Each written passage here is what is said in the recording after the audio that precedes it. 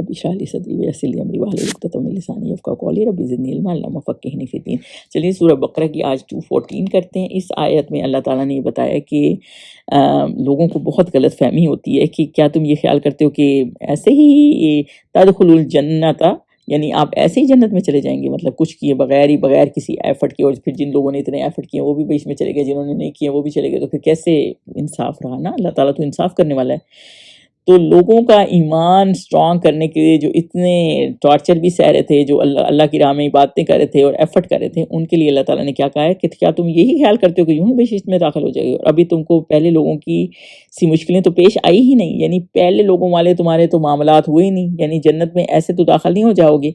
تم سے پہلے لوگوں نے کتنی سختیاں برداشت کی ہیں، کتنی، اور اتنی سختیاں برداشت کر دی ہیں کہ یہ جو آیا ہے نا البأساء والضراء اور وزلزلوا، تو بیسیکلی انہوں نے اتنی سختیاں برداشت کی ہیں کہ جس کی کوئی دنیا کی تکلیف بھی ہے اور اپنے پرسنل تکلیف بھی ہے اور مالی تکلیف بھی، ہر طرح کی تکلیف بھی کی ہے، اور زلزلوا یعنی اتنی کہ وہ ہل کے رہ گئے۔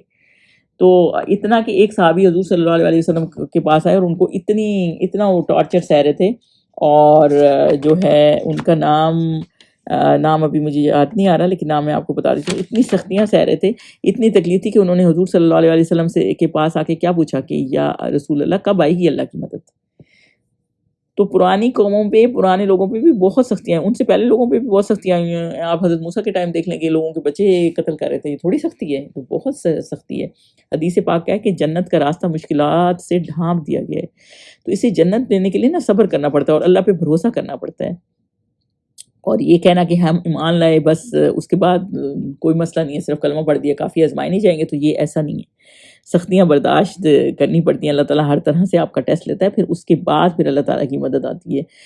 وہ جو صحابی تھے نا، وہ خباب بن ارد تھے، جنہوں نے حضور صلی اللہ علیہ وسلم سے پوچھا تھا کہ کب آئے گی اللہ کی مدد، کیونکہ ان کو وہ کون تھے؟ وہ حضرت خباب بن ارد وہ تھے کہ ان کو کوئلوں پہ گرم لٹا دیا جاتا تھا، ان کی پوری کمر اس سے ختم ہو چکی تھی۔ جب حضور صلی اللہ علیہ وسلم کو ایک دفعہ انہوں نے اپنی کمر اٹھا کے دکھائی نا، تو حضرت عمر کو ایک دفعہ اپنی کمر پہ کپڑا اٹھا کے دکھایا، تو انہوں نے وہ حضرت عمر بھی بہت زیادہ پریشان ہو گئے تھے، کہ اتنی زیادہ سختیاں انہوں نے سہی تھیں۔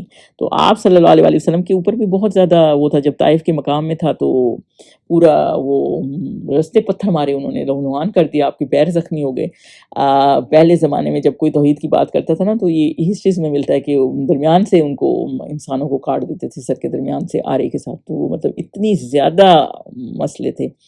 اور غزوہ خندق میں بھی جیسے اتنے زیادہ مشکل تھے، اور آپ نے یہ بھی دیکھا کہ فرعون کی بیٹی جس کی جو لونڈی کنگھی کر رہی تھی، اس کے ساتھ کیا کیا انہوں نے، دھکتے ہوئے دیل کے ساتھ پھینک دیا، حضرت آسیہ کے ساتھ کتنا ظلم کیا۔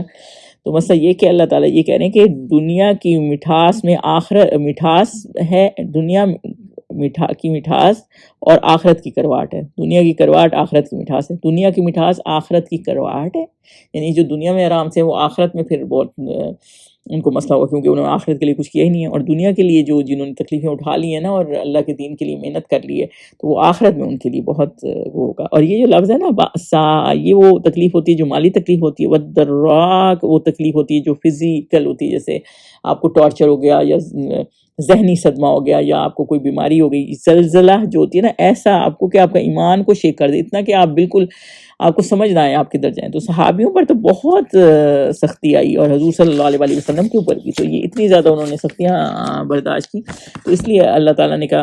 غزوہ احزاب میں دیکھیں، خندق کے موقع پر لوگوں کو گمان بھی نہیں تھا اور کھانا بھی کچھ نہیں تھا، پتھر باندھے ہوئے تھے انہوں نے اپنے پیٹ پہ، حضور صلی اللہ علیہ وسلم نے بھی، مطلب اتنی سختیوں میں بھی کام کر رہے تھے۔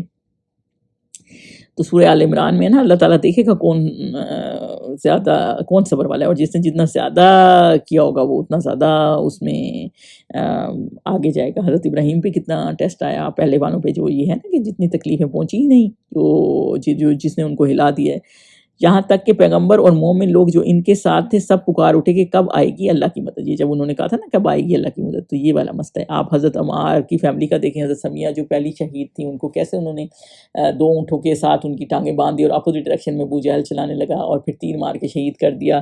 تو مطلب بہت زیادہ مسلمانوں نے وہ کیا، لیکن مسلمان پھر بھی گیو اپ نہیں کیا۔ حضرت بلال کے ساتھ کتنا ظلم کرتے تھے، اور لیکن وہ پھر ٹیسٹ میں پاس ہوتے تھے، وہ یہ سمجھتے تھے اللہ کی طرف سے ٹیسٹ ہے۔ حضرت ابراہیم تھے جیسے ان کے خلاف ہو گئے تھے، تو ان کو جگہ ہی چھوڑنی پڑ گئی تھی. تو یہی اللہ تعالیٰ نے کہا ہے کہ اللہ کی مدد, دیکھو اللہ کی مدد قریب, بس اللہ تعالیٰ کہہ رہے ہیں کہ اللہ کی مدد قریب ہی ہے, مطلب آنے ہی والی ہے. دیکھیں یہ ٹیسٹ جب ہو گیا تو پھر دیکھیں اللہ کی مدد کیسی تھی. اللہ کی مدد آئی اور پورا فتح مکہ ہو گیا, پورا ایریا ان کا ہو گیا. بس وہ قربانیاں مسلمانوں نے بہت زیادہ دی اور اللہ تعالیٰ بھی اس کو اکنالج کر رہے ہیں. 2:15 پہ دیکھیں جی, اس میں کیا ہے, محمد صلی اللہ علیہ وسلم سے کہا گیا ہے کہ کیونکہ صحابہ دیکھیں یس الونا کا ہے نا کہ صحابہ جو ہے نا وہ کبھی کبھی حضور صلی اللہ علیہ وسلم سے سوال پوچھتے تھے. صحابہ نے کیونکہ قرآن آ رہا تھا تو ان کو تھا کہ ہم یس الونا کا ماذا ینفقون, یعنی کس طرح خرچ کریں نا, مطلب خرچ کرنے کے بارے میں آ رہا تھا تو کن لوگوں پر خرچ کریں اور کس طرح, کیونکہ ان کو تھا کہ ہم بالکل اس حساب سے کریں جیسے قرآن میں آیا ہے, تو کوئی ہمارے سے ایسے وہ نہ ہو جائے. تو صحابہ کم سوال پوچھتے تھے, لیکن جب کوئی بہت ضروری ہوتا تھا نا تب سوال پوچھتے تھے, ورنہ کوئی بدو آ جاتے تھے تو وہ سنتے زیادہ تھے اور اسی سے ہی وہ کر لیتے تھے اور بعد میں آپس میں ڈسکس کرتے تھے. تو وہ پوچھ رہتے ہیں حضور صلی اللہ علیہ وسلم سے کہ یہ زکوٰۃ کے علاوہ کی بات ہو رہی ہے کہ مال کس کس پہ خرچ کریں. تو اللہ تعالیٰ نے کیا بتایا, پھر اللہ تعالیٰ نے ڈیسائیڈ کر اپنے والدین پہ کریں. دیکھیں سب سے پہلے والدین کا ہے, ان کا حق ہے, پھر رشتہ داروں سے, تاکہ کیونکہ رشتہ داروں میں جب آپ گفٹ دیتے ہیں, مال دیتے ہیں, تو وہ آپ کی محبت بڑھتی ہے. اور اللہ کا مال جو ہے نا خرچ کرنے سے کبھی کم نہیں ہوتا. اور آگے کیا ہے, یتیم کے اوپر, کیونکہ یتیم لڑکے کے تو جب تک وہ بالغ نہ ہو اس کے اوپر کریں, اور اس کے بعد تو اس کے حوالے ہی کر دیں گے, اور لڑکی کیونکہ سرپرست چاہیے ہوتا ہے تو اس کے اوپر خرچ کریں. چوتھا مسکینوں کے اوپر بتایا گیا, اور پانچواں مسافر کے. مسافر تو چاہے امیر بھی ہو, جب کسی سفر میں ہوتا ہے, وہ اپنے سبیل کسی سفر پہ ہوتا ہے تو اس پہ خرچ کرنا چاہیے. اور اس کے علاوہ اللہ تعالیٰ نے بتایا ہے, اور جو بھلائی تم کرو گے اللہ سب کو جانتا ہے, اور جو بھی کرو گے نا, جو بھی نیک کام آپ کریں گے, خرچ کریں گے, اللہ تعالیٰ جانتا ہے. جب کسی کو دنیا ہو اور اس کو اتنی وہ کرنے کی ضرورت نہیں ہے کہ آپ سے کوئی مانگ رہا ہے دنیا میں تو آپ کہیں تحقیق کریں ویلڈ ہے کہ نہیں. اللہ تعالیٰ سب جانتا ہے. اللہ نے بتایا کہ تم خرچ کرو گے نا تو میں جانتا ہوں. آپ نے کس نیت سے کیا ہے وہ ایک الگ چیز ہے, اور اگلے نے کس نیت سے لیا وہ ایک الگ, وہ اس کا مسئلہ ہے کہ وہ فراڈ تھا, صحیح تھا نہیں تھا, لیکن آپ کو لگا نا کہ وہ صحیح ہے تو بس آپ دے دیں. آپ کو بھی تو اللہ تعالیٰ نے دیا ہوا ہے نا, ہم بھی کتنے ڈیزرونگ ہیں. تو یہ اللہ تعالیٰ نے اس کی ڈیوین کر دی کہ کس طرح مال کو خرچ کرنا ہے. اب آیا نمبر 2:16 پہ چلیں جی. کتب علیکم, دیکھیں یہ ایک پھر حکم آ رہا ہے, مسلمانوں تم پر اللہ کے راستے میں لڑنا فرض کر دیا گیا ہے. دیکھیں قتال کو فرض کر دیا گیا ہے کیونکہ اس وقت کعبہ کو لبریٹ کرنا تھا نا, وہ بالکل ان کو اندر آنے نہیں دے رہے تھے, اور وہ اللہ کا گھر ہے اور انہوں نے اندر بت رکھے ہوئے ہیں. آپ یہ سوچیں کہ 12 سال حضور صلی اللہ علیہ وسلم مکہ مکرمہ میں دعویٰ کرتے رہے, پھر وہاں سے ہجرت کر گئے, اور پھر اس کے بعد واپس مکہ, تو پھر بتوں کا ہی وہ بن جاتا اگر حضور صلی اللہ علیہ وسلم واپس وہ نہ کرتے. تو اس لیے اللہ تعالیٰ نے کہا ہے کہ آپ اس آ کے آپ کو اب اجازت ملی ہے, کیونکہ مکہ میں ان کو اجازت نہیں تھی. مکہ میں تھا کہ آپ صبر کریں, لیکن مدینہ میں ان کو پھر اجازت تھی کہ آپ اپنے آپ کو ڈیفینڈ کر سکتے ہیں, اور اگر وہ آپ سے لڑتے ہیں تو آپ لڑیں. جیسے ان کو عمرے پہ صلح حدیبیہ کے موقع پہ جانے نہیں دیا, تو پھر اس طرح تو وہ کبھی عمرے پہ ہی جانے نہ دے جب ان کی مرضی ہو. تو اسی لیے اللہ تعالیٰ نے کہا کہ آپ پہ اب آپ کر سکتے ہیں. وہ تمہیں ناگوار تو ہوگا, مگر عجب نہیں کہ ایک چیز تم کو بری لگے اور وہ تمہارے حق میں بھلی ہو, اور عجب نہیں کہ ایک چیز تم کو بھلی لگے اور وہ تمہارے حق میں تمہارے لیے بہتر ہو.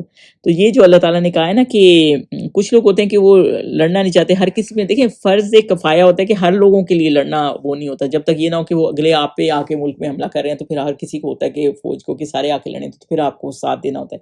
ورنہ جب ایک کنٹریز کا حساب ہوتا ہے تو انہوں نے آرمیز بنائی ہوتی ہیں, عام لوگوں کے لیے فرض کفایہ ہوتا ہے کہ بے شک سب نہ لڑیں.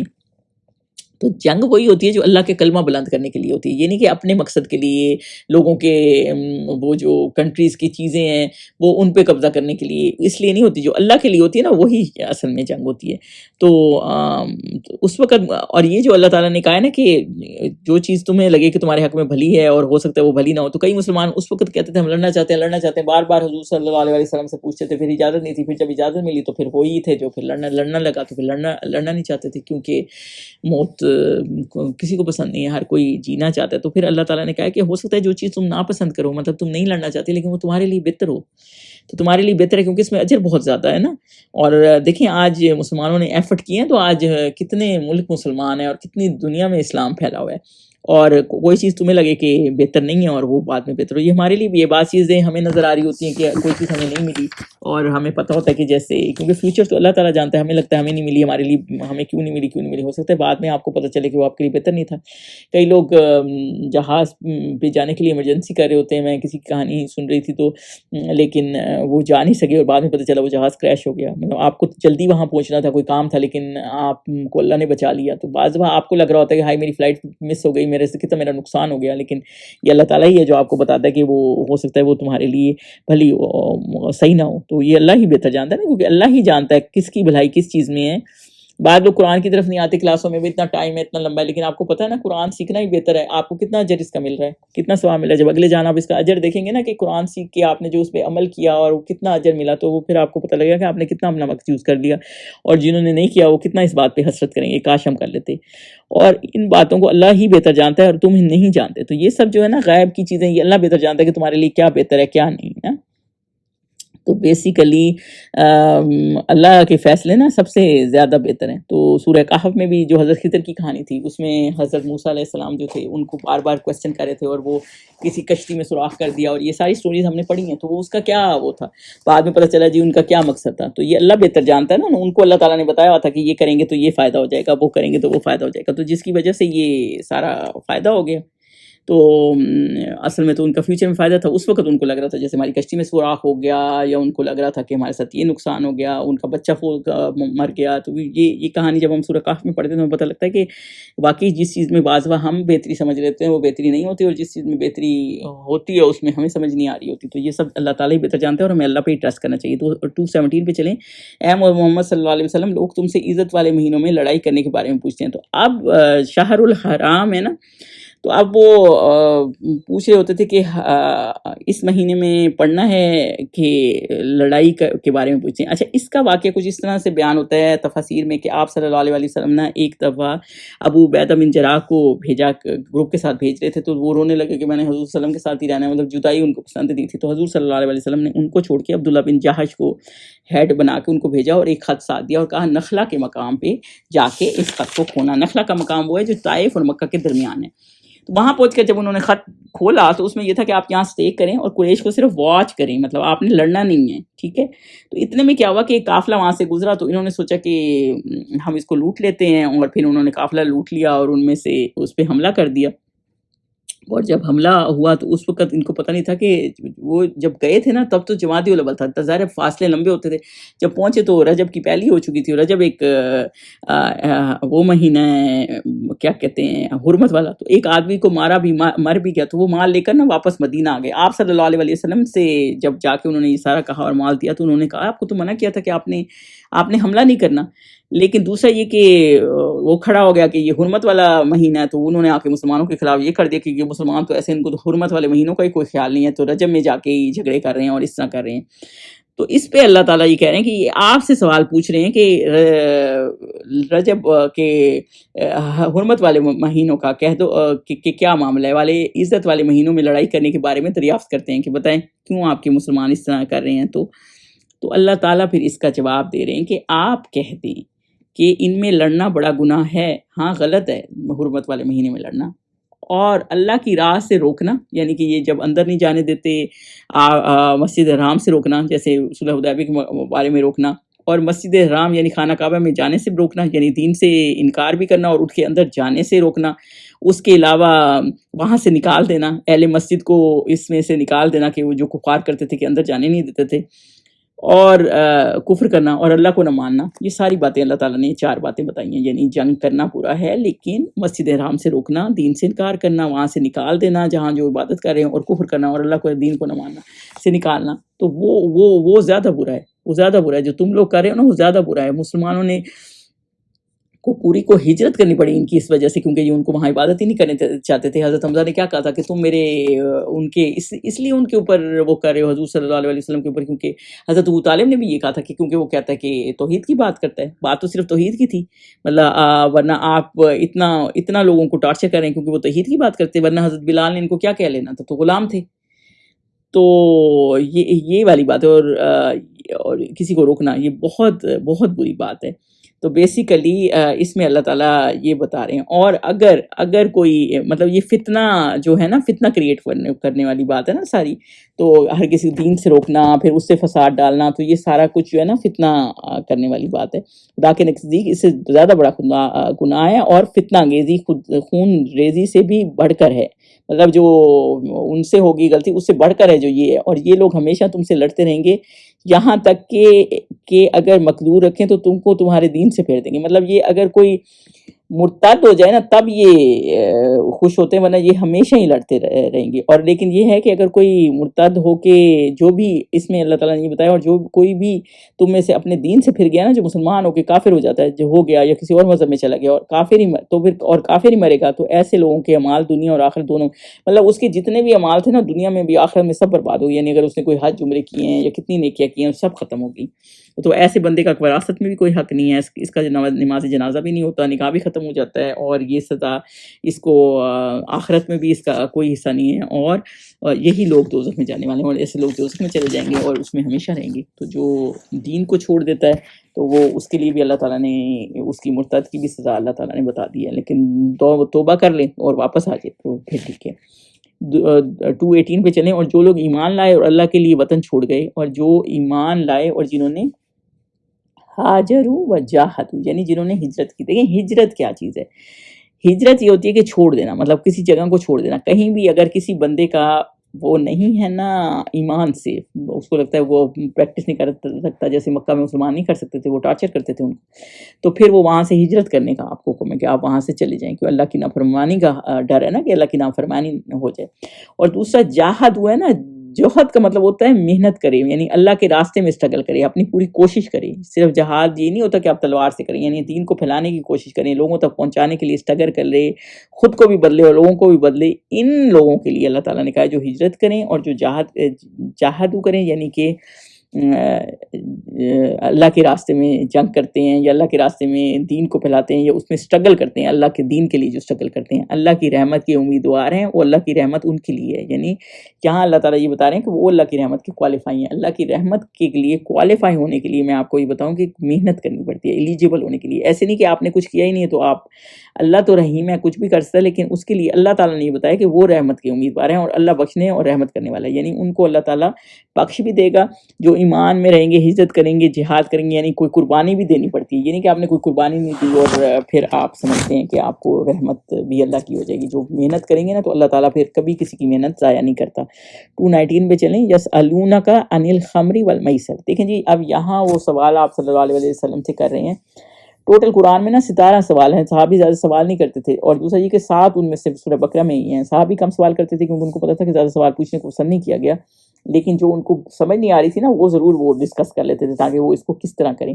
تو اس میں وہ کیا سوال کرتے ہیں کہ شراب اور جوئے کے بارے میں نا، کہ عرب میں کیا تھا، عرب کے ٹائم میں جب اسلام نہیں آیا تھا اس وقت بھی، اور جب اسلام آ بھی گیا تھا اور نان مسلم جو تھے اس میں کیا تھا کہ یہ چیزیں ٹھیک سمجھی جاتی تھیں، اور لوگ جو ہے وہ جوا بھی کھیلتے تھے اور شرابیں بھی بہت زیادہ پیتے تھے۔ تو اللہ تعالیٰ نے آپ صلی اللہ علیہ وسلم کو اب اس بات کا جواب دیا، جب مسلمان پوچھنے لگے نا کہ اب اس کا کیا ہے، تو اللہ تعالیٰ نے اب اس میں کیا جواب دیا ہے کہ یہ اسم کبیر ہے، یعنی بڑا گناہ ہے، اور منافع للناس، اور مطلب کچھ تھوڑا فائدہ، کچھ فائدہ بھی ہے اس میں۔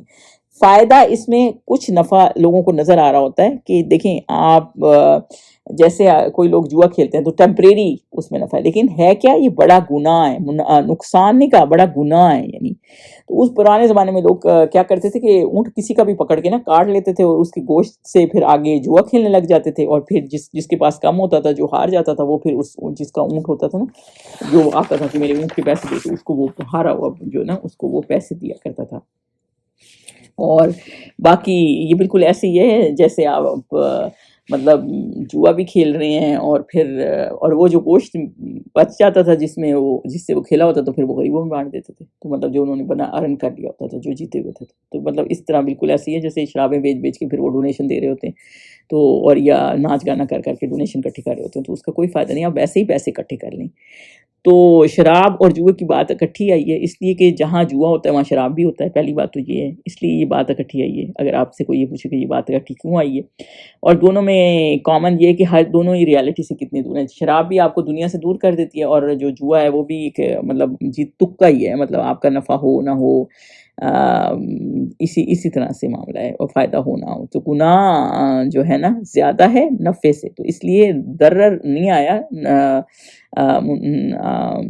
اسم آیا ہے، یعنی کہ گناہ ہے بہت زیادہ۔ اور آپ کو دوسرا یہ کہ اسپرچولی جو ہے نا یہ آپ کو بہت زیادہ خراب کر دیتا ہے شراب بھی، مطلب ہر طرح کا گناہ ہوتا ہے. اور جو جوا کھیلتے ہیں ان کو تو ویسے ہی آپ کو پتہ ہے سب کچھ بیچ باچ کے فقیر ہو کے آ جاتے ہیں, پیچھے کن کا رہتا ہی نہیں ہے, ایون کہ بیوی بچے بیچنے لگ جاتے ہیں بعد میں.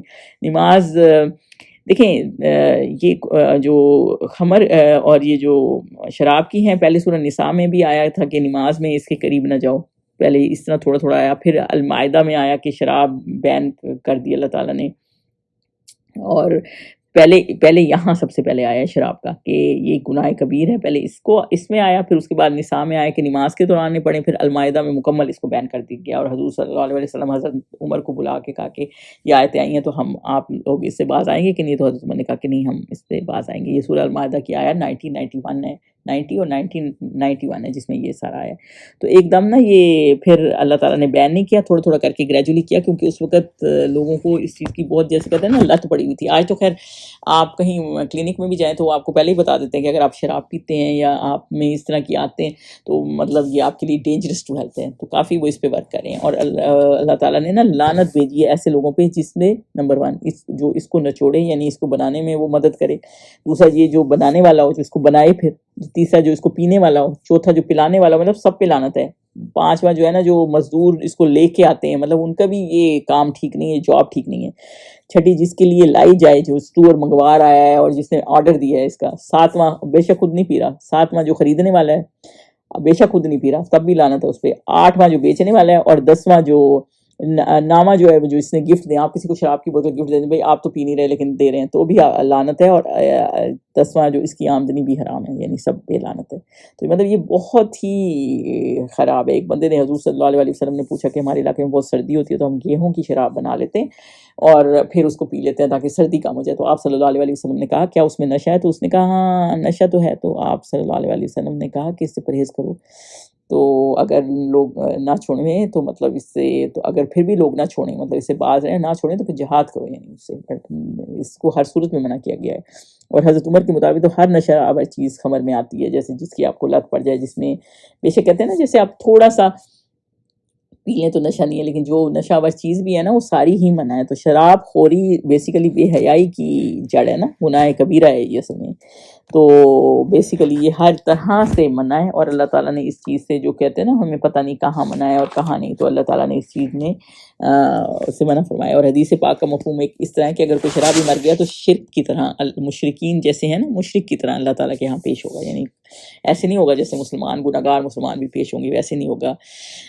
تو بیسیکلی یہ ہر چیز نا ایک حدیث پاک کا مفہوم بھی اس طرح میں ملتا ہے کہ ان قریب میری قوم کے لوگ خمر کو, میوزک کو, ریشم کو اس طرح حلال کر دیں گے قیامت کے دن ایسے لوگوں کو مطلب اور ہوگا نہیں حلال, اور اپنے خود سے ہی بنا کے حلال کر لیں گے, تو قیامت کے دن بندر و خنزیر کی طرح بن جائیں گے.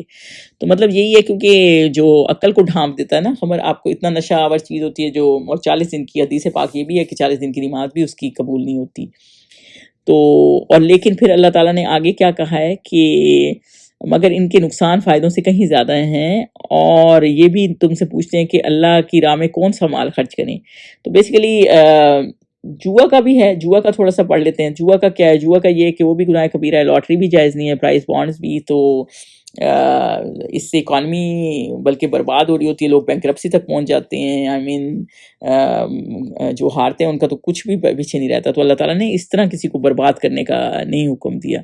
تو اس وجہ سے یہ بہتر ہے کہ ان چیزوں سے باز رہا جائے, اور یہ اللہ کی ڈس اوبیڈینسی میں آتے ہیں. جو بھی ضرورت سے زیادہ ہو, کوئی بھی ایسی چیز جو آپ کو اس طرف برائی کی طرف لے جاتی ہے تو اس کو کرنی نہیں. اس کے بعد وہ پوچھ رہے ہیں کہ اب مال کون سا خرچ کرنا ہے. اچھا یہ زکوٰۃ کی بات نہیں ہو رہی, تو اب یہ ان کو ہے کہ مال مطلب کون سا خرچ کرنا ہے. تو دیکھیں اللہ تعالیٰ نے اس میں یہ نہیں کہا کہ آپ نے مال کوئی فکس خرچ کرنا ہے. اللہ نے کیا کہا ہے, جو زکوٰۃ کے علاوہ, زکوٰۃ تو 2.5% دینی ہے نا, یہ کہ کہہ دو کہ جو ضرورت سے زیادہ ہو, مطلب جو بھی آپ کی ضرورت سے زیادہ ہو نا وہ آپ مال خرچ کر سکتے ہیں. مطلب اتنا جو آپ کو لگتا ہے آپ کی میانہ روی ہے نا اسلام میں, جو آپ کو ضرورت نہیں ہے تو پھر آپ لوگوں کو دے دیں, مطلب اچھا ہے بانٹ دیں. جیسے کپڑے اتنے زیادہ پڑے ہوتے ہیں یا اس طرح سے جو بھی ہے, جیسے جنگ تبوک میں کہا نا کہ جو بھی مال ہے جنگ میں جانا تھا تو لے آئے. تو حضرت ابوبکر پورا مال لے آئے تھے, حضرت عمر تھوڑا آدھا لے آئے تھے. لیکن حضور صلی اللہ علیہ وسلم نے نہیں کہا کہ آپ پورا لے آئیں, سب کچھ لے آئیں, سب کچھ دے دیں. مطلب جتنا آپ کو ایکسٹرا ہے آپ دے دیں, مطلب جو آپ کی مرضی ہے. تو اس لیے مطلب یہ کمپلسری نہیں ہے، جتنا آپ دے سکتے ہیں اللہ کی راہ میں. دیکھیں آپ اللہ کی راہ میں دیں گے تو آپ نے بہتر کر دیا نا، اپنے لیے آخرت میں بنا رہے ہیں. تو یہ آپ جس کو جتنا اپنا فائدہ لینا ہے کر لیں. اس طرح اللہ تمہارے لیے اپنے احکام کھول کھول کر بیان فرماتا ہے تاکہ تم سوچو. تو یہی ہے مطلب کہ آپ سوچیں کہ آپ اتنی زیادہ پیسے شادیوں پہ فالتو چیزوں پہ خرچ کریں تو کسی غریب کی مدد کر دیں گے تو دیکھیں آپ کا آخرت میں اکٹھا ہو جائے گا. لیکن جو شادی پہ خرچ کریں گے وہ تو ضائع ہی ہے، وہ تو سب ضائع ہی ہو گیا نا، آپ نے اتنی شان و شوکت سے کر دی، ختم ہو گیا، لوگ آئے کھا پی کے چلے گئے. تو یہی اللہ تعالیٰ کہہ رہے ہیں کہ جو ایکسٹرا ہے آپ کو ضرورت سے زیادہ آپ وہ لوگوں میں بانٹ دیں. 220 پہ چلتے ہیں جی. یہ یعنی دنیا اور آخرت میں تو بیسیکلی یہ پچھلی آیت کے ساتھ ہی ہے. پھر دنیا والآخرہ یعنی جو بھی آپ دنیا اور آخرت پر غور کریں کتنا اللہ کے راستے میں آپ نے دینا ہے اور کتنا آپ نے آخرت کے لیے جمع کرنا ہے. پھر اگلا کیا ہے کہ وہ سوال پوچھتے ہیں کہ یتیم کا کیا کریں، کیونکہ دیکھیں یتیم کی اتنی آیتیں آ گئی تھیں نا کہ ان کو بالکل ان کی چیز کو یوز کرنا بالکل حرام ہے. تو ان کو یہ تھا کہ ہم لوگ نا ان کے مال کے پاس بھی نہیں جاتے تھے. صحابیوں نے بالکل ایسا کر دیا کہ ان کا علیحدہ کھانا علیحدہ، کہ کوئی چیز ہم نہ ٹچ کر لیں، کہیں ایسا نہ ہو کہ ان کے مال میں ہم نے وہ کر دیا تھا، کیونکہ ان میں تقویٰ بہت زیادہ تھا نا کہ کوئی چیز ان کی ہم نہ لے لیں. تو اللہ تعالیٰ سے تو نا انہوں نے پوچھا کہ تم سے یتیموں کے بارے میں سوال دریافت کرتے ہیں. تو اللہ تعالیٰ پھر اس کا جواب دے رہے ہیں کہ کہہ دو کہ ان کی اصلاح بہت، ان کی حالت کی اصلاح بہت اچھا کام ہے، اور اگر تم ان سے مل جل کر رہنا، خرچ اکٹھا رکھنا چاہو تو وہ تمہارے بھائی ہیں اور اللہ خوب جانتا ہے. مطلب اگر آپ ایسے کوئی بالکل ایسا نہیں کہ آپ نے ٹچ ہی کر دیا تو مسئلہ ہو گیا. تو اگر مل جل کے آپ کریں اور اگر ان کی کوئی کمائی ہے، یتیموں کی کچھ پیسے تھے پڑے ہوئے ہیں اور آپ کہیں انویسٹ کر دیں اور کوئی وہ ڈبل ہو جاتے ہیں، ان کا اس میں فائدہ، یعنی یتیموں کا فائدہ، یعنی اپنے فائدے کے لیے خود ہی یوز کر لیں، ان کا فائدہ ہو تو پھر آپ ان کے لیے ان کا مال کو انویسٹ بھی کر سکتے ہیں، اس طرح لگا بھی سکتے ہیں اور بعد میں ان کو دے دیں. یعنی اور اللہ جانتا ہے کہ ان کا مال کس نے کھانے کی غرض سے کیا اور کس نے ان کو بڑھانے کے لیے کہ یہ بڑے ہوں تو ان کا مال ڈبل ٹرپل ہو جائے اور ان کو اور فائدہ ہو جائے. تو یہ اللہ تعالیٰ جانتا ہے. تو مطلب آپ کی نیت ٹھیک ہے نا تو پھر آپ اس کو کر سکتے ہیں، مطلب اس میں کوئی خرابی نہیں ہے. اور اصلاح کرنے والا کون ہے یہ اللہ تعالیٰ جانتا ہے. اور اگر اللہ چاہتا تو تم کو تکلیف میں ڈال دیتا، بے شک اللہ غالب حکمت والا ہے. تو اللہ چاہتا تو آپ کو یہ معاملات نہ بتاتا اس طرح کہ کس طرح مال خرچ کرنا ہے اور کس طرح اپنے یتیم کے ساتھ مالوں کے معاملات کرنے ہیں. تو اللہ تعالیٰ نے آپ کو بتایا، اللہ تعالیٰ کی حکمت ہے اس میں، اور اللہ تعالیٰ پاور والا ہے تاکہ تم کسی غلطی میں نہ رہو اور تم سے کوئی غلطیاں نہ ہوں. تو اس لیے نا اسلام میں ہر طرح کے رولز کھول کھول کے بیان کیے گئے ہیں تاکہ آپ سے غلطیاں نہ ہوں زندگی میں. اس لیے قرآن کو سمجھنا، اس کو اپنی زندگی میں لانا بہت ضروری ہے، اور جس سے آپ کی غلطیاں کم ہوں گی تو گناہ کم ہوں گے. جب گناہ کم ہوں گے تو آخرت میں آپ کو اجر زیادہ ملے گا. السلام علیکم و رحمۃ اللہ.